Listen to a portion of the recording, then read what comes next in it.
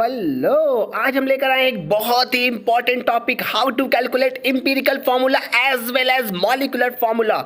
Empirical formula और molecular formula निकालने में बच्चों को अक्सर बहुत तकलीफें होती हैं, नहीं निकाल पाते हैं। और ये क्वेश्चंस एग्जामिनेशंस के साथ साथ इंट्रेंस एग्जामिनेशन, चाहे वो नीट हो, जेई मेंस हो, या तो फिर आपका बीएचयू बीएससी एग्जामिनेशन हो, इन सभी एग्जामिनेशन में ये क्वेश्चंस आते ज़रूर है। और मैं 4 स्टेप आपको दूंगा, इसके हेल्प से आप कितने भी टफ से टफ एम्पिरिकल फार्मूलाज या मॉलिक्यूलर फार्मूलाज के क्वेश्चन होंगे न्यूमेरिकल, इससे आप तुरंत सॉल्व कर लेंगे। तो आइए स्टार्ट करते हैं। सबसे पहले हम ये देखेंगे कि मॉलिक्यूलर फार्मूला और एम्पिरिकल फार्मूला होता क्या है। तो जैसे कि यहाँ पे डेफिनेशन आप देख पा रहे हैं, molecular formula it represents the actual number of atoms of various elements present in one molecule of compound.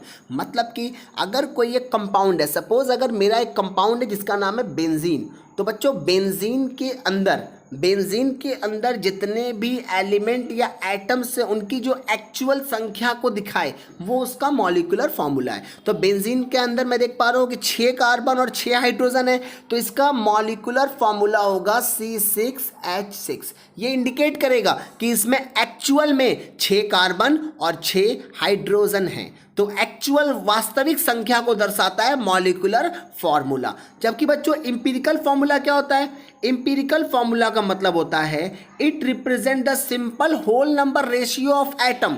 मतलब कि जो कोई भी अगर एक कंपाउंड होगा उसके अंदर जो एटम्स होंगे उनका होल नंबर का रेशियो, मतलब वो एक्चुअल संख्या नहीं, उनका आपस में क्या रेशियो। जैसे यहाँ पे देखिए आप कि बेंजीन का जो फॉर्मूला है वो C6H6 है, ये इसका मॉलिक्यूलर फार्मूला है। लेकिन अगर मैं बात करूंगा एम्पिरिकल फार्मूला की, तो देखिए इसमें रेशियो जब मैं निकालूंगा नंबर का रेशियो, तो अगर 6 कार्बन के साथ 6 हाइड्रोजन है, तो अगर 1 कार्बन होगा तो हाइड्रोजन भी कितने होंगे? 1, 6 से 6 कट गया, तो इसका जो इंपीरिकल फॉर्मूला वो आएगा C1H1। यहाँ पे आप देख पा रहे हैं। तो इंपीरिकल फॉर्मूला मतलब कि simplest whole number ratio of atom, और molecular formula the actual number of atom और element present in a compound. ये डेफिनेशन समझ में आ गई होगी बच्चों आपको। अच्छा, एक और बात, मॉलिक्यूलर फार्मूला मास क्या होता है? अगर मैं किसी भी मॉलिक्यूलर फार्मूला में जितने भी एलिमेंट हैं उन सभी के मास को ऐड कर दूं तो मेरा आ जाएगा मॉलिक्यूलर फार्मूला मास। और इंपीरिकल फार्मूला मास क्या होगा बच्चों? अगर मैं इन सारे एटम्स, जो इंपीरिकल फार्मूला में सारे एटम्स हैं उनकी संख्या जो भी है उसको मैं ऐड कर दूं उनके मास को, तो मैं निकाल लूंगा इंपीरिकल फार्मूला मास। और इस चैप्टर को या इस प्रॉब्लम को सॉल्व करने के लिए बच्चों मेरे पास 2 इंपॉर्टेंट फार्मूलाज हैं, वो आप याद रखेंगे। सबसे पहले अगर आपको मॉलिक्यूलर फार्मूला निकालना है तो molecular formula is equal to n into empirical formula. n क्या है? n कोई भी नंबर हो सकता है, 1 2 3 कुछ भी हो सकता है। और एक और बात बच्चों, n को निकालने का फॉर्मूला क्या है? n का मतलब होता है molecular mass upon empirical formula mass.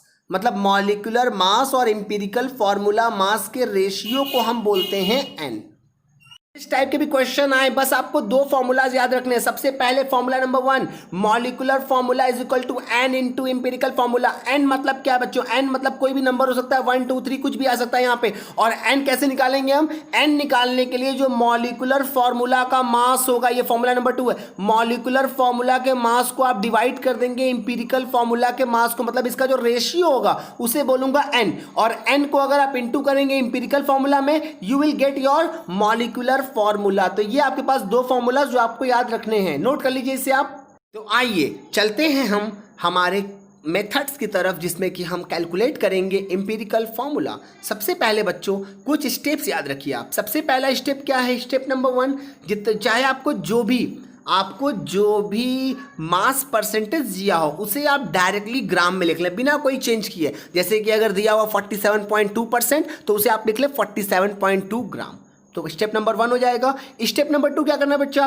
आपको जो ग्राम दे दिया होगा अब उसका आप निकालेंगे नंबर ऑफ मोल। अलग अलग एटम का अगर आपको ग्राम दिया आप उसका निकालेंगे नंबर ऑफ मोल। और नंबर ऑफ मोल निकालने के लिए आपने फॉर्मूला पढ़ा हुआ है इससे पहले भी, number of mole is equal to mass upon molar mass. अगर वो एटम है या एलिमेंट है तो एटॉमिक मास। तो अगर मान लीजिए दिया हुआ हाइड्रोजन 5 ग्राम है तो आप उसका नंबर ऑफ मोल क्या निकालेंगे? Number of mole is equal to mass, यानी कि 5 ग्राम अपॉन मॉलिकुलर मास या एटॉमिक मास, हाइड्रोजन का एटॉमिक मास 1 होता है तो 5/1 कर देंगे, हमारा आ जाएगा 5 मोल।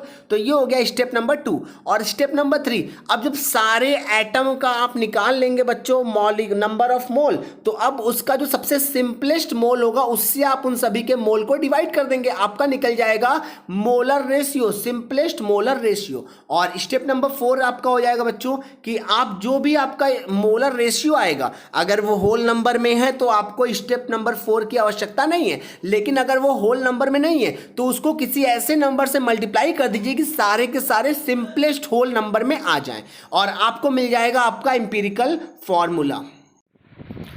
तो आइए अब हम करते हैं एक न्यूमेरिकल, एम्पिरिकल और मॉलिक्यूलर फॉर्मूला निकालने के लिए। सब क्वेश्चन आपका ये है, a compound contains 40.687% carbon, 5.085% hydrogen and 54.228% oxygen.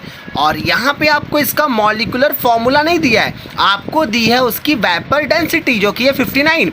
आपको इसका मॉलिक्यूलर फॉर्मूला पता करना है। तो बच्चों देखिए, जिस तरह के जो भी क्वेश्चन जिसमें कि आपको मॉलिक्यूलर फॉर्मूला पता करना हो, आप पहले पता करेंगे उसका एम्पिरिकल फॉर्मूला। एम्पिरिकल फॉर्मूला यानी कि जितने भी एलिमेंट्स हैं उनका सिंपल होल नंबर रेशियो। तो आइए हम निकालते हैं इसका एम्पिरिकल फॉर्मूला। और एम्पिरिकल फॉर्मूला निकालने के लिए आप बनाएंगे एक बॉक्स, और इस बॉक्स में आप लिखेंगे एलिमेंट्स, सिंबल, उनका जो परसेंटेज दिया हुआ है, atomic mass, number of moles और सिंपलेस्ट मोलर रेशियो, और फाइनली आप लिखेंगे सिंपलेस्ट होल नंबर रेशियो।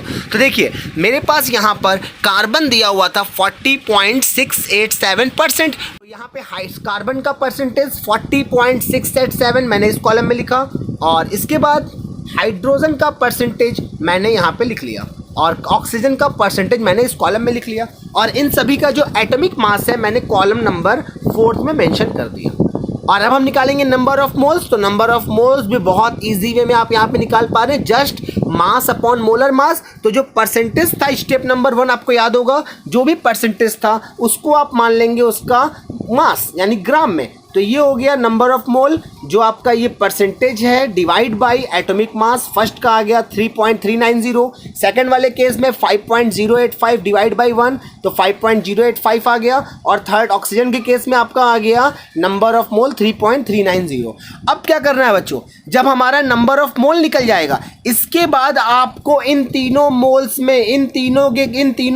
में जो भी आपका सबसे कम है उससे आप बाकी दोनों को डिवाइड कर देंगे। तो यहाँ पे देखिए मेरा जो सबसे लोवेस्ट, ये दोनों सेम ही है, तो मैं इस नंबर से इन तीनों के मोल को डिवाइड करूँगा तो मेरा सिंपलेस्ट मोलर रेशियो आ जाएगा। और यहाँ पे आप देख पा रहे हैं कि मैंने डिवाइड किया 3.390 को, उसी सेम नंबर से 1 आया। इसको मैंने 5.085 को डिवाइड किया 3.390 से 1.5, और फाइनली फिर मेरा 1 आया।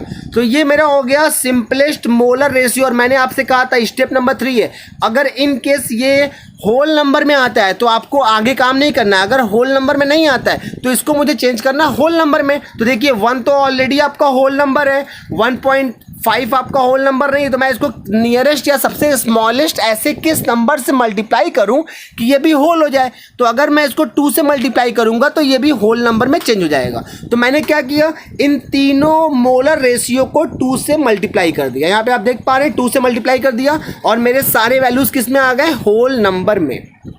और अब यहाँ पे देखिए बच्चों, जो मेरा सिंपलेस्ट होल नंबर रेशियो है वही इसका एम्पिरिकल फॉर्मूला है। तो कार्बन का 2, हाइड्रोजन का 3 और ऑक्सीजन का 2, तो मेरा एम्पिरिकल फॉर्मूला हो गया C2H3O2। ये आपका हो गया एम्पिरिकल फॉर्मूला। और बच्चों अब एम्पिरिकल फार्मूला निकालने के बाद अब हम बात करेंगे एम्पिरिकल फार्मूला मास निकालेंगे। तो एम्पिरिकल फार्मूला मेरा आया हुआ था C2H3O2, और मैं इसका मास निकालने के लिए जितने भी एलिमेंट्स हैं उन सभी के मास को ऐड कर दूं। तो 2 कार्बन का मास होता है 12, तो 12 × 2 हो गया, प्लस 3 हाइड्रोजन का मास होता है बेटा 1, तो 3 × 1 हो गया, और 2 ऑक्सीजन का मास होता है 16, तो 2 × 16।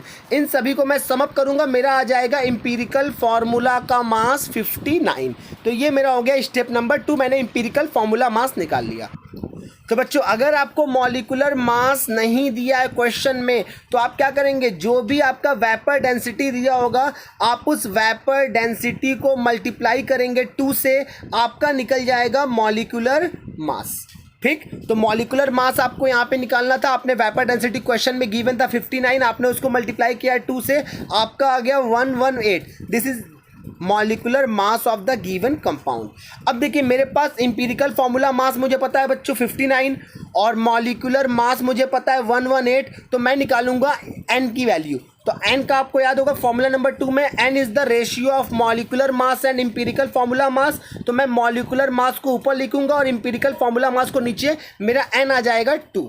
अब देखिए जब आपका n की वैल्यू 2 आ गई तो बस अब आप चलेंगे, आपका जो मेन फॉर्मूला है जिसके ऊपर ये पूरा बेस्ड है उस फॉर्मूला की तरफ हम चलते हैं बच्चों। तो जो हमारा मेन फॉर्मूला है वो ये रहा, molecular formula is equal to 2n multiply by empirical formula. Molecular formula का मतलब होता है बच्चों जो n की वैल्यू है उसे आप इंपीरिकल फॉर्मूला से मल्टीप्लाई कर दें। मेरा इंपीरिकल फॉर्मूला आया था C2H3O2।